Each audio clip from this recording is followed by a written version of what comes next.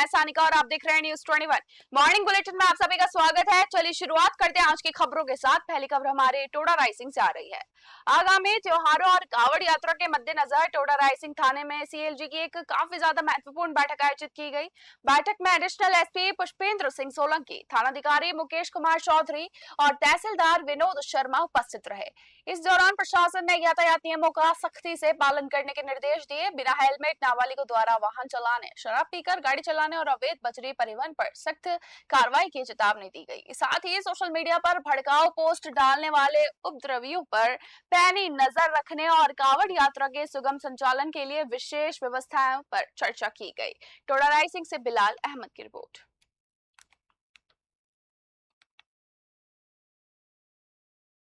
Merta city में मंडलनाथ volleyball club द्वारा छेनूनाथ जी के धूणे पर एक पेड़ मां के नाम अभियान के तहत सघन पौधारोपण कार्यक्रम आयोजित किया गया। कार्यक्रम में विधायक लक्ष्मण राम कलरू ने पर्यावरण संरक्षण को समय की बड़ी आवश्यकता बताते हुए नागरिकों से पौधे लगाने और उनकी देखभाल करने का आह्वान किया। इस अवसर पर आगामी मीरा महोत्सव की तैयारियों के तहत समिति अध्यक्ष मुकेश जोशी और अन्य पदाधिकारियों का साफा व तस्वीर भेंट कर स्वागत भी किया गया। मेड़ता सिटी से सुशील दिवाकर की रिपोर्ट।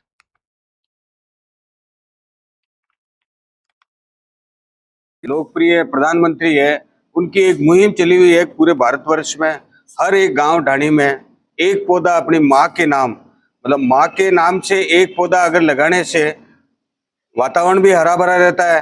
और हमारी जो मंडलनाथ क्लब है वो नियमित तौर से पिछले 4-5 सालों से हम लोग जो शांतिवन है हमारा, उसमें पौधा लगाने का कार्यक्रम हमेशा करते हैं। हमारे जो लोकप्रिय विधायक है लक्ष्मण राम जी कलरू, वो हर साल इस हमारे इस पुनीत कार्यक्रम में हमेशा हिस्सा लेते हैं। लोकप्रिय राजधानी जयपुर के आदर्श नगर विधानसभा क्षेत्र के एमडी रोड स्थित पुराना वार्ड नंबर 87 इमरदान खान की गली में व्याप्त गंदगी और कचरे के ढेरों से स्थानीय जनता काफी ज्यादा परेशान है। निवासियों का आरोप है कि बार बार शिकायत के बावजूद जनप्रतिनिधि और नगर निगम अधिकारी इस समस्या पर पूरी तरह खामोश हैं। चुनाव के दौरान विकास और सफाई के बड़े बड़े वादे किए गए थे, लेकिन 5 साल बीतने के बाद भी हालात जस के तस हैं। घरों के बाहर लगातार लग रहे कचरे के ढेरों से उठती दुर्गंध और बीमारियों के खतरे के बीच अब जनता सवाल उठा रही है कि उन्हें इस नरकीय जीवन से कब मुक्ति मिलेगी। जयपुर से देखें आदिल खान की ग्राउंड रिपोर्ट।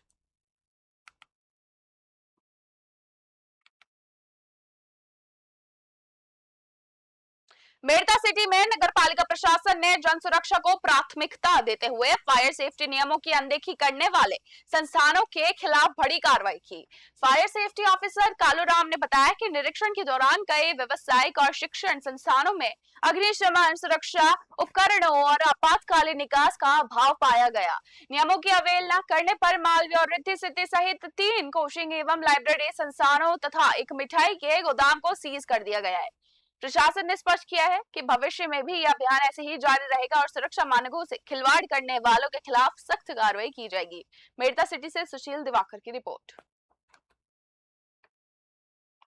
डीग कुम्हेर विधानसभा क्षेत्र में विकास की दिशा में एक बड़ा कदम उठाते हुए विधायक डॉक्टर शैलेश दिगंबर सिंह ने लगभग 100 करोड़ रुपए की लागत से बनने वाले 9 किलोमीटर लंबे डिग बाईपास एवं रेलवे ओवरब्रिज आरओबी परियोजना का विधिवत भूमि पूजन कर निर्माण कार्य शुभारंभ किया। इसी के साथ इस अवसर पर विधायक ने कहा कि विधानसभा चुनाव के दौरान जनता से किया गया ये वादा अब धरातल पर उतर रहा है, जो डिग के भविष्य के विकास की आधारशिला साबित होगा। राज्य सरकार के वित्तीय वर्ष 2024-25 के बजट में स्वीकृत इस परियोजना से शहर में यातायात का दबाव कम होगा, भारी वाहनों की आवाजाही रुकेगी और दुर्घटनाओं में कमी भी आएगी। डिग से पंकज शर्मा की रिपोर्ट। कोटा कलेक्टरेट सभागार में जिला कलेक्टर पीयूष समारिया की अध्यक्षता में आरयूआईडीपी संवाद हितधारक परामर्श कार्यशाला का आयोजन किया गया। इस कार्यशाला में आरयूआईडीपी के 5वें चरण के तहत कोटा शहर और जिले के अन्य शहरी क्षेत्रों में होने वाले विकास कार्यों की रूपरेखा पर चर्चा की गई। जिला कलेक्टर ने निर्देश दिए कि विकास कार्य जनता की प्राथमिकताओं के आधार पर और जिला प्रशासन के पूर्ण समन्वय से तय किए जाए। इसी के साथ उन्होंने विशेष रूप से चंबल नदी में गिरने वाले गंदे नालों के पुख्ता समाधान, अर्बन मोबिलिटी, आधुनिक शेल्टर, पर्यटन विकास, बाढ़ नियंत्रण, ड्रेनेज और सॉलिड वेस्ट मैनेजमेंट के लिए डीपीआर से पूर्व ही ठोस कार्य योजना बनाने पर जोर दिया। बैठक में नगर निगम आयुक्त ओम प्रकाश मेहरा, विभिन्न विभागों के अधिकारी और स्थानीय मीडिया प्रतिनिधि उपस्थित रहे। कोटा से सुरेश कुमार पटेरिया की रिपोर्ट। RUIDP काफ़ी हर्ष का विषय है। मैं कहना चाहूँगा राजस्थान सरकार द्वारा RUIDP का फेज़ 5 का एक स्टेक होल्डर कंसल्टेशन की मीटिंग की कड़ी में आज यहाँ कोटा मुख्यालय पर एक स्टेक होल्डर से संवाद का कार्यक्रम किया गया है, RUIDP द्वारा आयोजित किया गया है। और इसमें जितने भी हमारे फेज़ 5 में जितने भी अर्बन इंफ्रास्ट्रक्चर के वर्क्स हैं उन पर काफ़ी डिटेल में चर्चा की गई। सभी यहाँ पे देख सकते हैं स्टेक होल्डर्स उपलब्ध थे और अपने सुझाव इन्होंने दिए हैं। और मैं बताना चाहूँगा कि 900 करोड़ से अधिक के कार्य अर्बन इंफ्रास्ट्रक्चर के संबंधित कार्य लिए RUIDP बागोड़ा ब्लॉक के संस्था प्रधानों की एक दिवसीय वाकपीट राजकीय उच्च माध्यमिक विद्यालय कुकावास में आयोजित की गई। कार्यक्रम अतिरिक्त ब्लॉक शिक्षा अधिकारी मोवना राम चौधरी के मुख्य अतिथि और स्थानीय प्रधानाचार्य छगन कुमारी की अध्यक्षता में संपन्न हुआ।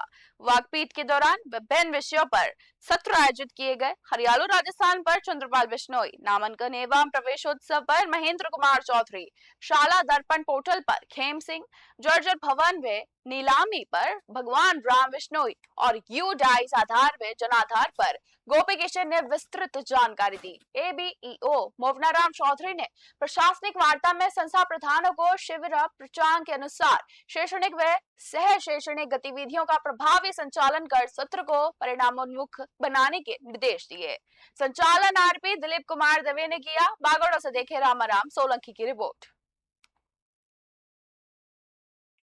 जयपुर के हरमाड़ा इलाके में टोड़ी मोड़ स्थित तिरुपति निल्य के पास दीपपुरा कट पर चोमू से जयपुर की ओर जा रहे ईंटों से भरा एक ट्रैक्टर ट्रॉली अचानक टायर फटने से अनियंत्रित होकर पलट गया। हादसे के बाद ट्रॉली में भरी ईंटें हाईवे के दोनों ओर बिखर गई, जिससे सड़क पर वाहनों की लंबी कतारें लग गई और यातायात पूरी तरह बाधित हो गया। सूचना मिलते ही स्थानीय लोगों ने मौके पर पहुंचकर राहत कार्य शुरू किया। कड़ी मशक्कत के बाद ट्रैक्टर ट्रॉली को सड़क किनारे कर हाईवे से ईंटें हटाई गई, जिसके बाद यातायात को सुचारू रूप से शुरू किया गया। गनीमत रही कि इस दुर्घटना में किसी भी प्रकार की जनहानि की सूचना नहीं मिली है। हरमाड़ा से राहुल जोशी की रिपोर्ट। विश्व हिंदू परिषद और बजरंग दल नागौर के तत्वाधान में साधु संतों एवं सनातन धर्म के कथित अपमान के विरोध में सर्व हिंदू समाज द्वारा शहर के सुगन सिंह सर्किल और शाहपुरा रामद्वारा के प्रांगण में जोरदार प्रदर्शन किया गया। कार्यक्रम के दौरान कार्यकर्ताओं ने नारेबाजी करते हुए सुगन सिंह सर्किल पर राहुल गांधी और पप्पू यादव का प्रतीकात्मक पुतला दहन किया। वक्ताओं ने आरोप लगाया कि संसद परिसर में साधुवेश का स्वांग रचकर सनातन संस्कृति और पूज्य संत महात्माओं का उपहास उड़ाया गया है, जो हिंदू आस्था पर सीधा आघात है। वे अपने चेतावनी दी कि यदि दोनों सांसदों के बिना शर्त माफी नहीं मांगी तो राष्ट्रव्यापी आंदोलन को शुरू कर दिया जाएगा। नागौर से मोहित राघवन की रिपोर्ट। आगामी नगर निकाय और पंचायती राज चुनाव को लेकर राजनीतिक सरगर्मियां काफी ज्यादा तेज हो गई है। जैसलमेर में भी कांग्रेस पार्टी ने चुनावी तैयारियों को जमीनी स्तर पर मजबूत करना शुरू कर दिया है। पोखरण नगर पालिका चुनाव में फकीर परिवार की सक्रियता के बीच जैसलमेर नगर परिषद चुनाव की कमान पूर्व विधायक रूपाराम धनदेव संभालते नजर आ रहे हैं। इसी क्रम में उन्होंने गोफुर भट्टा क्षेत्र स्थित पार्क में कांग्रेस कार्यकर्ताओं और वार्ड वासियों के साथ एक महत्वपूर्ण बैठक की। बैठक के दौरान रूपाराम धनदेव ने लोगों से कांग्रेस के पक्ष में मतदान करने की अपील की। उन्होंने स्पष्ट किया कि कांग्रेस पार्टी जनता की राय को प्राथमिकता देगी और वार्ड वासियों के समर्थन वाले उम्मीदवार को ही टिकट देने का पूरा प्रयास किया जाएगा। जैसलमेर से महेंद्र सिंह चौहान की रिपोर्ट। नगर परिषद, नगर पालिका, नगर निगम और पंचायत राज सरकार हाई कोर्ट है, बाकी सरकारी नीयत तो होते नहीं, हाई कोर्ट है ऑर्डर। हाँ, अब इलेक्शन कराने जा रही है तो मैं लोग गरीबों रे अमीर हो खेंगो ही वार्डा में जाए उन्होंने तकलीफ की है वो सुन रहे हैं। बोर्ड बनने बाद तकलीफ दूर कर और उन्होंने पूछन भी आया थारो जो भलो लागे वो पार्षद में बताया पार्टी टिकट दे। नगर कोटा ग्रामीण पुलिस की लगातार कार्रवाई के तहत सांगोद थाना पुलिस ने एक्साइज एक्ट के एक मामले में लंबे समय से फरार चल रहे आरोपी को गिरफ्तार कर लिया है। पुलिस के अनुसार आरोपी के खिलाफ आबकारी अधिनियम के तहत पूर्व में मामला दर्ज किया गया था और वह लगातार गिरफ्तारी से बच रहा था। मुखबिर से मिली पुख्ता सूचना के आधार पर थानाधिकारी पवन कुमार मीणा के नेतृत्व में पुलिस टीम ने त्वरित कार्रवाई करते हुए दबिश दी और आरोपी को दबोच लिया। पुलिस द्वारा आरोपी से पूछताछ की जा रही है फिलहाल और आगामी कानूनी कार्रवाई जारी है। कोटा से सुरेश कुमार पटेरिया की रिपोर्ट।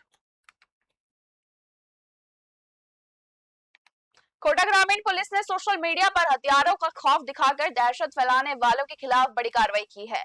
सांगोद थाना क्षेत्र के अंतर्गत आने वाले अयाना थाना पुलिस ने सोशल मीडिया पर डमी पिस्टल के साथ फोटो अपलोड कर दहशत फैलाने वाले एक 18 वर्षीय आरोपी विशाल वाल्मीकि को गिरफ्तार कर लिया है। फिलहाल पुलिस के अनुसार ये कार्रवाई ऑपरेशन क्रिमिनल डिटरेंस के तहत की गई है, जिसमें आरोपी को भारतीय नागरिक सुरक्षा संहिता यानी कि BNSS की धाराओं 126 और 170 के तहत दबोचा गया। इस पूरी कार्रवाई को अयाना थानाधिकारी रघुवीर सिंह ने अपनी पुलिस टीम के साथ मिलकर अंजाम दिया। कोटा से सुरेश कुमार पटेरिया की रिपोर्ट।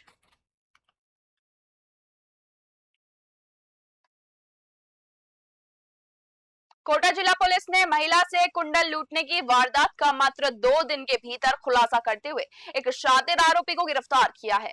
3 अगस्त को सिंधी कॉलोनी में दिन दहाड़े एक 56 वर्षीय महिला के कान से सोने का कुंडल झपटकर बदमाश फरार हो गया था। घटना की गंभीरता को देखते हुए सिटी एसपी तेजस्विनी गौतम के निर्देशन में विशेष टीम का गठन किया गया। किशोरपुरा थानाधिकारी चेतन शर्मा के नेतृत्व में पुलिस ने तकनीकी साक्ष्य और मुखबिर की सूचना के आधार पर कार्रवाई करते हुए आरोपी महेंद्र उर्फ अनिल सरसिया को दबोच लिया। पुलिस ने वारदात में प्रयुक्त बाइक भी जब्त कर ली है। फिलहाल आरोपी के खिलाफ पहले भी लूट का मामला दर्ज है तथा पुलिस उससे पूछताछ कर लूटे गए कुंडल की बरामदगी की प्रयास कर रही है। कोटा से सुरेश कुमार पटेरिया की रिपोर्ट। बारां जिले की शाहबाद तहसील के गांव बेठा स्थित एक सरकारी स्कूल में शिक्षा व्यवस्था की बड़ी लापरवाही सामने आई है। यहाँ नियमों को ताक पर रखकर सुबह 7:30 बजे होने वाली प्रार्थना 8 बजे तक भी आयोजित नहीं की जाती है और शिक्षक भी सुबह 8:30 बजे तक स्कूल पहुंच रहे हैं। जब स्कूल के बच्चों से इस संबंध में पूछताछ की गई तो उन्होंने बताया कि विद्यालय में रोजाना इसी लापरवाही के साथ संचालन हो रहा है और तय समय पर पढ़ाई शुरू होती भी नहीं है। समय पर शिक्षकों के नहीं पहुंचने और प्रार्थना न होने से विद्यार्थियों की शिक्षा प्रतिकूल प्रभाव पड़ रहा है और फिलहाल ग्रामीणों और अभिभावकों ने शिक्षा विभाग के उच्च अधिकारियों से इस मामले की जांच कर लापरवाह कर्मियों के खिलाफ सख्त कार्रवाई की मांग भी उठाई है। शाहबाद से चंद्रभान की रिपोर्ट। भरतपुर शहर में रात भर हुई झमाझम बारिश ने नगर निगम और प्रशासन के जल निकासी संबंधी तमाम दावों की पोल खोल कर रखी है।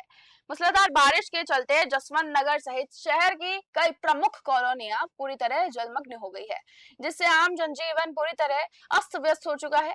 सड़कें तालाब में तब्दील हो चुकी है और घुटनों तक पानी भर जाने के कारण कई 2 पहिया व 4 पहिया वाहन रास्ते में ही फंस गए हैं। स्थिति इतनी ज्यादा गंभीर हो गई है कि कई घरों के अंदर पानी घुसने से घरेलू सामान खराब हो गया और लोगों को अपने ही घरों में कैद होकर रहना पड़ रहा है। सुबह स्कूल जाने वाले छोटे बच्चों और विद्यार्थियों को भारी परेशानी का सामना करना पड़ रहा है। स्थानीय नागरिकों का कहना है कि हर साल मानसून या बारिश के दौरान यही हालत बनते हैं, लेकिन प्रशासनिक स्तर पर आज तक कोई सही समाधान नहीं निकाला गया। अब जनता सवाल उठा रही है कि करोड़ों रुपए के विकास कार्यों के दावे आखिर कहाँ हवा हो जाते हैं और हर बारिश में भरतपुर पानी पानी क्यों हो जाता है। क्षेत्रवासियों ने प्रशासन से तत्काल राहत और जल निकासी के पुख्ता इंतजाम करने की मांग उठाई है। भरतपुर से रीना की ग्राउंड रिपोर्ट।